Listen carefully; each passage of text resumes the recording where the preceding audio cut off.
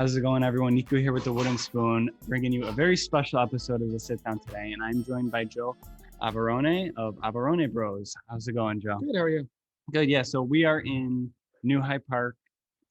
Is it Queens or Long New Island? Hyde Park, Lake Success. It's right on the border of Queens Yeah. and Nassau County, Long Island. Awesome. And we are at Iavarone Kitchen and Pizzeria. Yeah. And then right next door is the Market. The market. Yeah. Yeah. So tell us a little bit about what your role is in the business, and maybe we can dive into how the business got started.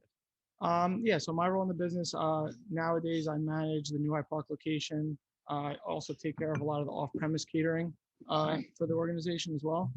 I started, as most of us did, in this business, 5 years old, washing dishes, doing stock. I worked in every department throughout the years.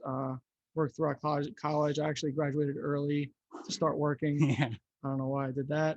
Now I manage the day-to-day operations over here. We have a little over 100 employees next door, so it's a full-time job. Wow. Keeping everybody busy, keeping everybody staffed, scheduling, and keeping the store full. Yeah, it's definitely a lot of food on the plate. Yeah, No yeah. pun intended, but Yeah. yeah. So talk to us a little bit about the business, because I mean, just because I'm not from here, but like I'm here visiting a friend, and they said, "Oh, we got to go to Iavarone Bros," and because I couldn't find some food that I wanted anywhere else. So So it all started actually. My great grandfather moved here from Casoria, which is near Naples in Italy, okay, in 1919, and he opened up the first pork store in Brooklyn at the time, with 5 of his friends. By 1927, they all branched off. A lot of the names are actually names that are probably recognized in the sausage industry still. But that's when Iavarone Pork Store was established in 1927 by my great grandfather. so cool. And at that time, it was strictly pork, sausage. That's the only thing we sold in the entire store.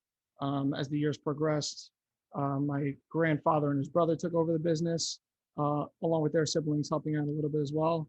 And then my grandfather's 3 sons, 1 being my father, 2 being my uncle, took over and kind of transformed it into more of a deli / slowly adding other items to it.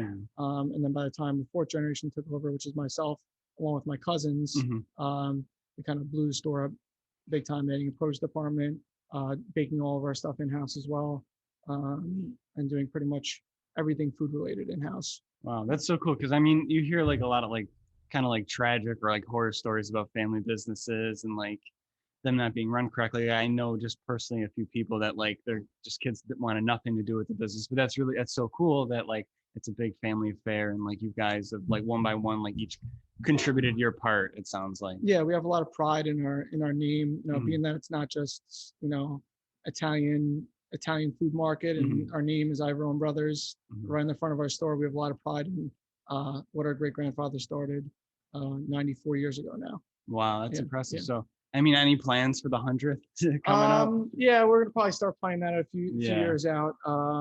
That's exciting. Nowadays, we're just focused on keeping everybody busy in the stores, but that's something that we're definitely planning on having a big party for, just because that's a big milestone. For sure. Now, when did like the restaurant side of it come into play? The restaurant side came into play in 1996. There was a pizzeria over here, actually where you're sitting right now. We took that over, which happened to be right next to our market. So it was a pretty easy transition, especially with getting goods. If they ever run out of something at the market next door, so they could just grab it over there. That's great. So that's when that started. And then 2 years ago, we just actually opened up our second restaurant, which is a freestanding restaurant in Plainview. Oh, great. Awesome. Which is further out of the mountain. Very cool. So now how many locations do you guys have? Whereabouts are you?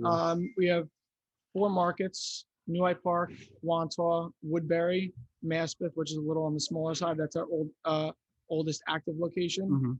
And we have 2 restaurants here in New Hyde Park and then Plainview. Very cool. Very cool. So I mean, we've had a crazy year, I'm sure. So like, COVID kind of happens, and I mean, it seems like forever ago. But like, so like, what were like the first initial reactions from you guys? Well, us, unlike most places, we did not close one day throughout the entire pandemic. Wow.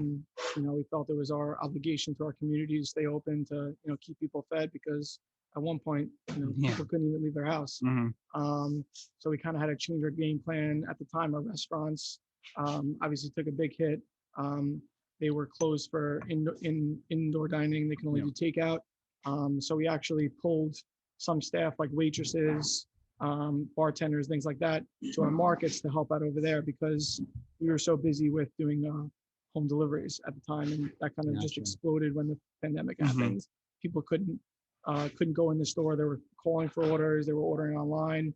At one point, we almost couldn't keep up with it because I can imagine. again, people weren't in the store, but people were calling left and right with all these specific orders, getting 20 pounds of something, loading up their freezer like it's the end of the world. So we definitely had to switch our game plan when that first happened. For sure, for sure. So then, like, I mean, now I guess yesterday was the big day. Everything's open. So what are some like the challenges now going forward? Challenges right now going forward is definitely finding staff is a bit of a tough issue for us. Thank God a lot of our employees stayed on throughout the pandemic, but being that things are picking up now and everybody's trying to book their party that they didn't have last summer, this summer, we're trying to accommodate all of our customers, and especially when you have to hire staff for parties and private events, that becomes a problem. Oh, I can imagine. Yeah. So, I mean, so you definitely have a lot of hats in the business. What's like some of the favorite things that you like to do day to day? Day to day, well, my favorite things to do day to day are kind of different from my favorite things. I myself like to, be involved in every department myself. I really worked, as I mentioned, in the bakery at some point. Cheese department is kind of my baby. Yeah. Making mozzarella, cutting specialty cheeses like Parmigiano Reggiano or larger wheels like that. That's something that excites me. And, it's more artisanal side of my business. It's a craft that we do that not a whole lot of places do. Baking bread in house, rolling it by hands. Wow. Things like making fresh mozzarella, making your own sausage. Those are little things in our business that are different from a lot of other places out there. Absolutely, absolutely. So I mean, like, you guys have been open almost 100 years. Do you have any like I guess like funny stories or like anything that like comes to the top of the head about maybe like your grandparents or something throughout the years of like because I know like working with family it could get, I'm sure, crazy sometimes. There are some funny stories, definitely. We've definitely butted heads here and there, but thank God we've always seemed to get along. Probably a lot of the most funny stories are with my grandfather, his brothers. He had 2 brothers, and they had 5 sisters. So they lived up above the store in Wilson Avenue, which actually Wilson Avenue in Brooklyn. Now there's a restaurant there, but still it's kind of like a landmark at this point. There's a porcelain sign saying Iavarone Bros pork store, still in the neighborhood. Oh, cool. So if you drive by that street, you still see our storefront, but then underneath it is an awning for the restaurant. Actually, at our 90th anniversary, we went to the restaurant to eat because we thought it would be nice. Yeah. So in that store, they lived above the store, and every now and again, my grandfather and his brothers would get into fights in front of the store, and the sisters would come out and start wailing on the guys that were beating up my grandfather at the time. Little things like that are funny. In the store itself, a lot of spouses that even have been met. My one uncle met my aunt in the store. Oh, so cool. Her grandmother brought her in and kind of courted her for that. So there's a lot of little funny stories like that happen. Yeah, you gotta love that. You gotta love that. So what are you going forward? What are you most excited about? Do you guys have any big plans? Anything that like really is exciting coming up? Well, we're looking to possibly expand soon enough. We're looking for the right spot. Again, we never wanted to overextend ourselves, which is why we have 3 or 4 stores and not 10 stores. Yeah. We could have easily opened up more stores, but we'd hate for it to be managed the wrong way. Right now, there's an Iavarone in every store, which is nice. People like to match the name to the face. For sure. In regards to that. So yeah, we're trying to pace ourselves in regards to that. We're trying to find the right spot, right community, making sure it'll be successful, make sure it'll be run right. But nowadays, again, with the staffing issues, we kind of put that on a pause for the time being. Yeah, for sure. Do you guys always like just see yourself in like New York, or would you like potentially love to like expand like elsewhere throughout the country, or? We've talked about it, but the biggest thing is everybody's so deeply rooted over here. We've been here for so long. Yeah. One of us would have to move, which is the problem. By this time, my uncles, my father, they're semi-retired.